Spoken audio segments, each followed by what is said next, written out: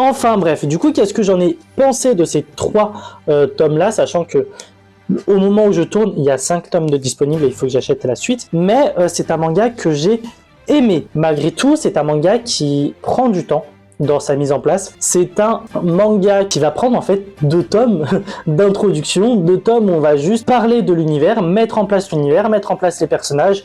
Alors oui, on a un peu le background de certains personnages, on a un petit peu les personnalités et les envies de certains personnages, mais rien de folichon, rien de très important à certains détails près, mais voilà, faut attendre le 2e tome et surtout la fin du 2e tome, donc en vrai de vrai plus le 3e tome, pour avoir l'intrigue principale, le fil rouge principal, et une fois qu'il y est, ah ça pète, ah ça y va, on s'arrête pas. C'est là où je me dis en fait s'il aurait concilié la présentation, la mise en place de l'univers, etc. en même temps que le fil rouge, il aurait pu gagner quand même 2 tomes, n'empêche. Donc bon, c'est assez dommage, mais c'est pas très grave. Le manga va mettre aussi une espèce de rédemption. Alors je m'explique.